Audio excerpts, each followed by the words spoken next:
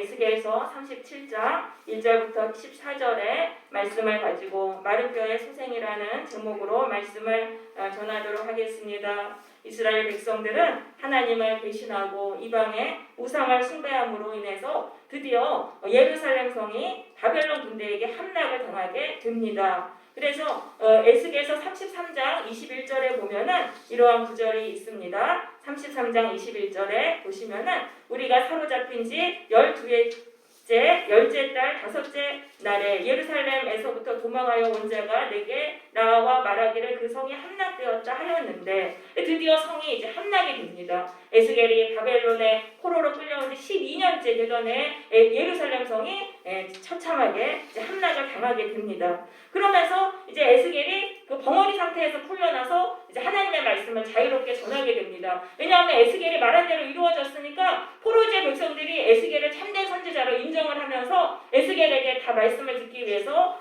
에스겔에게 모여왔습니다. 그러니까 34장에서 하나님이 메시아를 보내리라라는 약속의 말씀을 주십니다. 우리 34장 23절 보시겠습니다. 34장 23절입니다. 내가 한 목자를 그들 위에 세워서 먹이게 하리니 그는 내 종 다윗이라. 그들을 먹이고 그가 그들을 먹이고 그들의 목자가 될 것이라. 나 여호와는 그들의 하나님이 되고 내 종 다윗은 그들 중에 왕이 되리라. 나 여호와의 말이니라. 네, 한 목자를 보내겠다고 말씀하세요. 하나님의 백성을 먹이고 지도할 한 목자를 보내겠다. 그러면서 메시아를 보내신다는 약속을 주시는 것입니다. 그러면서 그가 내 종 다윗이라. 다윗처럼 하나님의 마음에 합한 사람을 그 메시아를 보내셔서 하나님의 백성을 다스리게 하리라. 다윗의 후손으로 오는 메시아가 오시리라라는 그 약속을 주시면서 그 메시아의 인도를 받는 자들이 하나님의 백성이 되리라는 새로운 언약을 주시는 것입니다. 이게 바로 신약인 것입니다. 구약에서는 그 이스라엘 아브라함의 혈통적인 그 후손들 이스라엘 민족이 하나님의 백성이 되었지만은 이제는 이 바벨론이 의해서 멸망당하고 그 다음부터 하나님이 새 언약을 주시는 거예요. 내가 이제 메시아를 보낼 텐데 메시아의 인도를 받는 자가 내 백성이 되리라라는 그 약속, 새로운 약속을 주세요. 그리고 그 새로운 약속의 성취로 예수님이 오셔서 신약의 시대가 열린 것이 되겠습니다. 그리고요 36장에서는요 이스라엘의 땅이 회복될 것을 말씀하십니다. 우리 36장 가보겠습니다. 34절 가보겠습니다. 36장 34절. 전에는 지나가던 자의 눈에 황폐하게 보이던 그 황폐한 땅이 장차 경작이 될지라. 사람이 이르기를 이 땅이 황폐하더니 이제는 에덴 동산같이 되었고 황량하고 적막하고 무너진 성읍들의 성벽과 주민이 있다 하리니. 자, 지금 이스라엘 땅이요 다 파괴됐어요. 바벨론 군대에게 철저하게 파괴됐어요. 그랬는데 그게 그 이스라엘 땅이 다시 에덴 동산과 같이 건설이 되리라. 아름답게 정말 복되게 회복이 되리라. 그런 약속의 말씀을 주세요. 그러니까 지나가는 사람이 관심도 없는 사람인데 딱 보기에 너무 변화된 거예요. 그렇게 처참하게 멸망당하고 그랬는데 너무 아름답게 건설되니까 이렇게 놀라운 회복에 너희가 이렇게 회복이 일어나리라라는 약속의 말씀을 주세요. 그럼 하나님이 왜 징계를 주셨냐면은 우리에게 이런 복을 주시기 위해서 징계를 주셨다는 것입니다. 그럼 이스라엘과 유다를 왜 그렇게 처참하게 멸망시키셨냐면은 너무나 교만하고 하나님 떠났기 때문에 징계의 아픔을 주셔서 그 징계의 고통 속에서 하나님께 돌아오게 하신 거예요. 우리가 징계를 받고 하나님께 참 징계를 받으면 마음이 가난해져요. 마음이 가난해지니까 의지할 분은 하나님밖에 없어요. 그래서 하나님께로 와서 하나님께 기도하는 거예요. 그러면 하나님이 우리에게 기도를 들어주시고 우리가 그때 가난한 마음으로 하나님 사랑하니까 하나님이 계속 복을 주세요. 그래서 우리가 굉장히 복을 받습니다. 여러분 징계는요 하나님이 우리에게 주시는 정말 귀한 거예요. 하나님이 왜 내 인생을 파괴시키셨습니까? 우리는 그렇게 참 원망하기가 쉬워요. 징계가 너무 고통스러우니까. 그런데 그 징계 속에서 우리의 마음이 가난하게 돼서 하나님께 돌아가는 거예요. 그래서 하나님이요 우리에게 복을 주세요. 우리가 기도하면 하나님이 가까이 만나주시고 우리의 기도를 들어주시는 거예요. 그렇게 해가지고 하나님을 더 사랑하게 되니까 하나님이 놀라운 복을 주시는 거예요. 그래서 우리가 징계를 통해서 이렇게 엄청난 복을 받게 되는 것입니다. 그런데 37절에 보세요.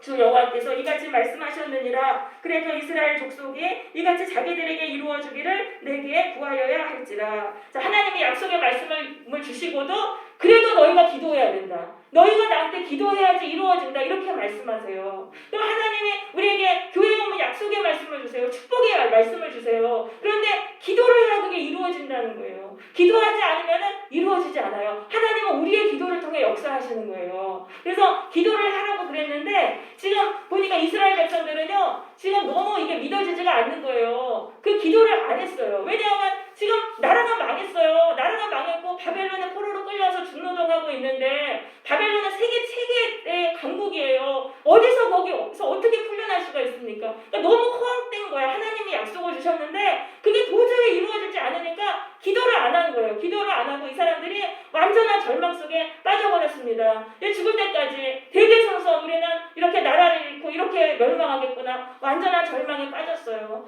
그들을 하나님이 살리시기 위해서 주신 말씀이 이 37장의 말씀입니다. 마른 뼈가 소성돼서 하나님의 군대로 일어나는 이 말씀을 주시는 것입니다. 그래서 우리가 사실 하나님께 약속의 말씀을 받고도 믿어지지가 않아요. 내가 사는 삶이 다 무너지고 너무나 고통스럽고 이 절망의 상황에서는 말씀이 믿어지지가 않아요. 그래도 하나님 앞에 나와야 돼요. 하나님 앞에 나오면 하나님이 자꾸 말씀을 통해서 우리에게 믿음을 세워주시는 것입니다.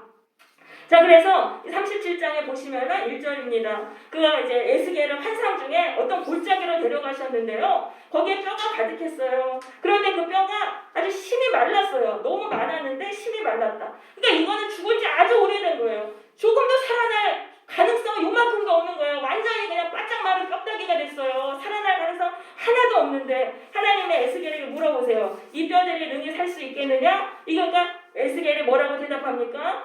내가 대답하되 주 여호와 주께서 아시나이다. 이 말씀은요, 하나님 하실 수 있다는 거예요. 하나님께 달렸습니다. 그런 말이에요. 하나님이 원하시면 이 바짝 마른 뼈도 살려질 수 있습니다. 이렇게 에스겔이 고백을 한 것입니다. 그러니까 하나님이 에스겔에게 말씀을 주세요. 이 뼈들을 향해서 대원해라. 그래가지고 그래서 뼈들아 살아나리라. 그 말씀을 대원하니까 뼈들이 살아납니다. 그래서 우리는 이 믿음이 있어야 된다는 거예요. 하나님이 우리가 지금 마른 뼈와 같이 살아갑니다. 완전한 절망 속에서 아무 소망이 없는 그런 인생을 살아가요. 그런데도 하나님은 나를 이 절망에서 꺼내주실 수 있어. 나의 무너진 인생을 하나님은 다시 세워주실 수 있어. 그것을 믿을 때 하나님이 우리에게 말씀을 주세요. 어떤 말씀, 지금 에스겔에게 대원하라는 생명의 말씀 주셨잖아요. 말씀을 듣는데 교회에 왔는데 하나님의 설교를 듣는데 뭔가가 하나님의 말씀이 특별하게 입체적으로 나한테 다가오는 거예요. 내 상황이랑 뭔가 연결이 되면서 이게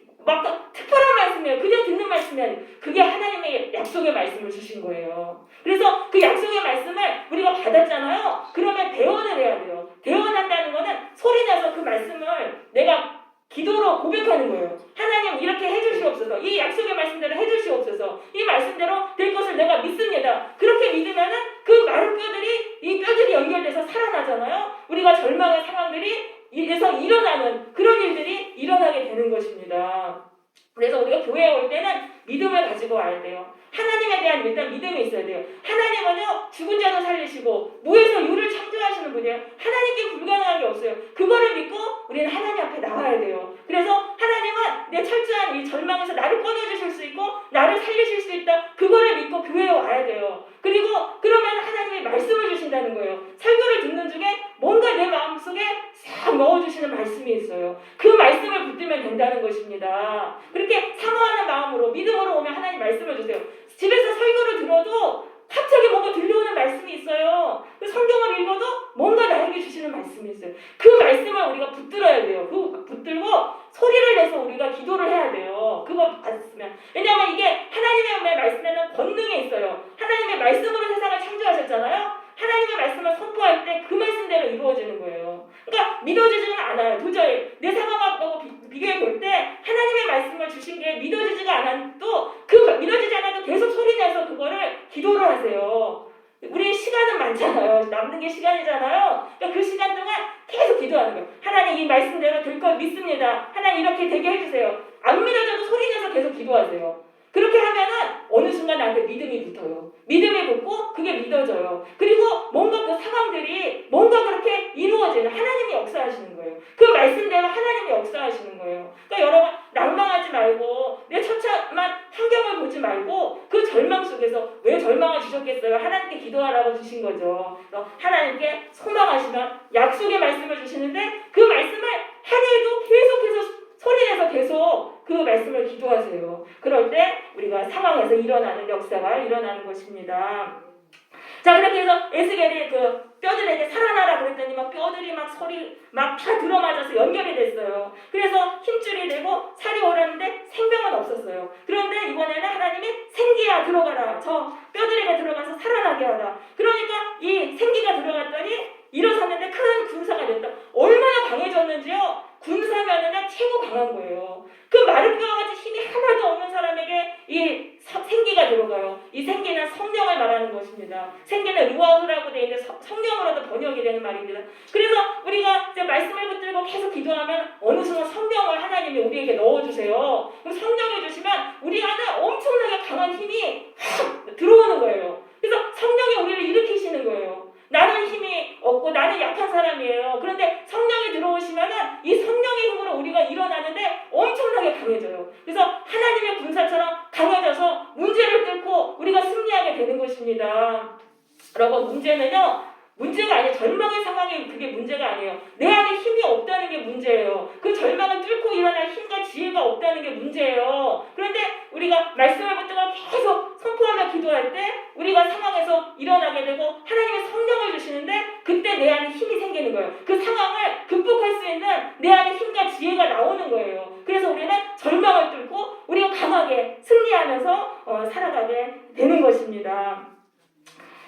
그러면서 이제 하나님이 이제 그 설명해 주시잖아요. 11절입니다. 인자야, 이 뼈들은 이스라엘 온 족속이라. 그들이 이르기를 우리의 뼈들이 말랐고 우리의 소망이 없어졌으니 우리는 다 멸절되었다 하느니라. 그러니까 하나님이 약속의 말씀을 주셨는데 기도도 안 하고 그냥 절망 속에서 살아가는 거예요. 그런데 하나님은 말씀하시는 거예요. 내가 너희를 무덤을 열고 너희를 거기에서 나오게 하리라. 그러면서 이스라엘 땅으로 들어가게 하리라. 그러니까 하나님이 그 말씀을 정말 이루셨잖아요. 왜냐하면 이 바벨론이라는 이 제국으로 일어난 지 78년, 80년밖에 못 가요. 바사라는 나라를 일으키신 거예요, 하나님은. 그래서 바사가 바벨론을 무너뜨리게 하시고, 그리고 이 바사의 고레스 왕이 그 하나님의 그 왕의 마음을 움직이셔가지고 유대인들에게 돌아가도 좋다라는 그 칙령을 내립니다. 그렇게 해서 유대인들이 결국은 돌아오게 되었던 것입니다. 여러분, 하나님께는요 불가능한 게 없어요. 내가 당한 상황이 나에게는 너무나 한숨만 나오고 고통스러운 상황이지만은요 하나님은 이게 불가능한 게 없어요. 제국을 일으키셔라도 일으키시잖아요. 그러니까 우리는 절망의 상황을 보지 말고 하나님을 보세요. 전능하신 하나님은요 나를 이 절망의 상황에서 꺼집어내실 수 있는 그런 분이신 것입니다. 네, 그래서 우리가 하나님을 그 믿음으로 오늘도 하나님 앞에 나오시고 그래서 하나님께 말씀을 받으시고 그 말씀을 붙잡고 기도하면은 우리가 살아나게 되는 것입니다. 그런데 이제 하나님의 문제는요, 하나님의 약속의 말씀을 받았는데 그게 금방 되는 건 아니라는 거예요. 약속의 말씀을 받았지만은 이게 시간이 걸려요. 그게 이루어질 때까지는. 왜냐하면 우리가 자꾸 죄로 이거를 다 이제 망가뜨렸잖아요. 근데 그걸 하나님은 거꾸로 풀어가시면서 우리를 구원하시는 거예요. 그러니까 이 엉킨 실을 하나씩 풀어야 되니까 시간이 걸린단 말이에요. 근데 우리가 좀 기도해보다 포기해버려요. 하나님께 약속의 말씀을 받고도 포기해버려요. 그게 문제예요. 포기하지 않아야 돼요. 하나님은 일하고 계세요. 내가 포기만 안 하도 되는 거 결국은 이루어지는 거예요. 근데 기도를 해도 상황이 더 나빠질 때가 있어요. 근데 그 나빠지는 것도 좋게 하시기 위해서 우리 눈에는 나쁘게 보이지만 그게 바로 풀어가는 하나님의 길인 거예요. 그래서 여러분 하나님께 약속의 말씀을 받았으면은 꼭 믿고 계속적으로 기도하시기 바랍니다. 그 끈기가 있어야 돼요. 끈기가 있고 믿음의 싸움이에요. 내가 포기하느냐 안 하느냐 그 믿음의 싸움이에요. 그래서 끈질기게 여러분 기도하시기를 바랍니다. 그리고 세상의 방법을 취하시면 안 돼요. 하나님이 약속의 말씀 주셨어요. 내가 너를 절망에서 끌어주리라. 내가 너에게 역전의 인생을 주리라. 그 약속의 말씀을 주셨는데 내가 또 이제 세상의 방법을 추구하잖아요. 그럼 그 약속이 자꾸 뒤로 미뤄져요. 아브라함이요 아들을 낳으리라는 약속을 하나님께 받아요. 그런데 아브라함은 그 말씀이 그렇게 크게 믿어지지 않는 거예요. 왜냐하면 아기를 낳을 수가 없어요. 너무 늙어가지고 할 수가 없는데 도저히 이게 믿어지지 않잖아요. 그러니까 아브라함이 그렇게 그 말씀을 간절히 믿지 않았던 거예요. 그리고 아브라함은 세상적인 방법을 자꾸 취하잖아요. 그 종 엘리에셀을 상속자로 삼으려고 그러고 또 첫 하가를 통해 가지고 이스마엘을 또 낳고, 그러니까 자꾸 세상적인 방법을 취하니까 하나님이 약속을 들어주시려고 그러면 아브라함이 세상적인 방법을 취해서 망가뜨려 놔요. 그러니까 또 자꾸 뒤로 미뤄져서 25년이나 걸린 것입니다. 여러분, 우리도요 세상의 방법을 취하면 안 돼요. 하나님께서 약속의 말씀을 주셨을 때는 하나님께서 하실 거를 믿고 기도하면서 세상의 방법은 다 내려놔야 되는 거예요. 믿고 기도하고 뭔가 상황이 바뀌었을 때 하나님이 하셨구나. 그럼 거기서 또 하나님이 또 새로운 게 또 인도하세요. 그럼 또 기도하고, 그렇게 해서 이걸 하나님이 다 풀어가시도록 우리는 기도만 해야 되는 것입니다. 그래서 우리가 이제 세상의 방법을 버려야 되는 것이죠. 여러분, 인생이 참으로 고통스러우십니까? 코로나로 인해서 경제가 어렵고 취직도 안 되고 사람도 만나지 못하고 참 우울해요. 미래가 없다고 그렇게 여겨지십니까? 그런 내 인생에는 아무런 기쁨도 없고 소망도 없고 내가 그냥 마른 무덤 속에 들어간 뼈가 같다라고 생각을 하십니까? 근데 우리가 하나님을 바라보라는 거예요. 그런 절망의 상황을 보지 말고 하나님께는 불가능한 것이 없다. 이것을 믿고 하나님을 바라보세요. 그러면은 하나님이 약속하신 대로 나의 삶에 놀라운 일들이 일어나게 되는 것입니다. 그래서 절망을 이기고 역전하는 그런 승리의 주인공들이 우리가 되게 될 것입니다. 또한 하나님은요 우리에게 생명 대신 예수님을 보내주셨어요. 예수님은요 죽어서 무덤 속에 들어간 나사로를 살려주셨어요. 그러시면서 뭐라고 말씀하셨습니까? 요한복음 11장 25절에 보시면은 예수께서 이르시되 나는 부활이요 생명이니 나를 믿는 자는 죽어도 살겠고 무릇 살아서 나를 믿는 자는 영원히 죽지 아니하리니 이것을 네가 믿느냐라고 말씀하셨습니다.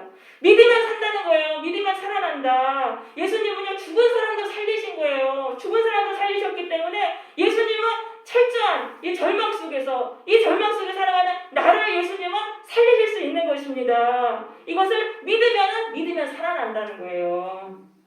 예수님을 우리가 믿으시기를 바랍니다. 여러분 절망의 상황 보지 마시고 예수님이 생명이다. 나에게 생명을 주신다. 나를 절망에서 꺼내주신다. 이것을 믿으시고 우리가 믿음으로 선포하면서 우리가 계속적으로 일어나야 되겠습니다. 자 그러면 이제 예수님의 생명이 우리 가운데 들어온단 말이에요. 예수님의 사탄마귀 이기시고 죽음의 권세 이기셨잖아요. 그 생명이 우리 안에 들어와요. 그래서 우리도 이제 살아나게 되는 건데 중요한 건 죽기 살기로 기도해야 된다는 거예요. 죽기 살기로. 우리가 이렇게 기도해서 마귀 권세 이겨야 돼요. 결국은 마귀와의 싸움에서 이기는 거예요. 그럼 우리가 이렇게 일어나려고 할 때 사탄마귀가 집요하게 공격하고 우리를 무너뜨리기 위해서 온갖 총 공격을 다 한단 말이에요. 그러니까 이기기가 이게 쉬운 게 아니에요. 그래서 죽기 살기로 기도해야 돼요. 죽기 살기로 기도하고 내가 마귀와 너와 싸워서 내가 진짜 이긴다. 내가 예수의 능력으로 난 이긴다. 이런 죽기 살기로 각오를 하고 기도를 해야 되는 거예요. 그렇게 해서 죽기 살기로 우리가 기도해야 이기는 거예요. 마귀 권세는요. 근데 첫 승리가 중요해요. 한 번만 이기잖아요. 한 번만 이기면은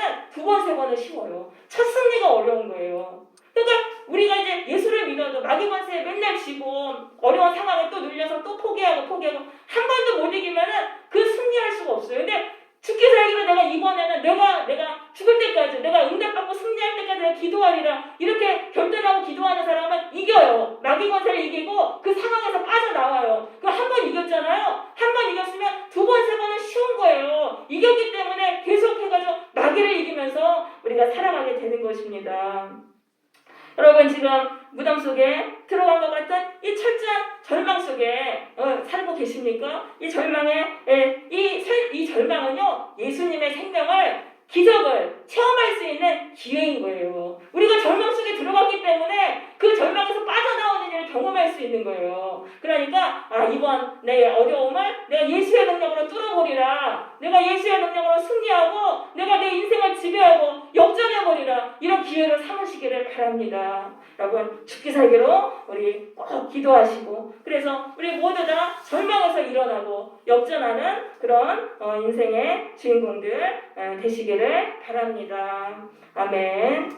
네, 우리 찬양하고 우리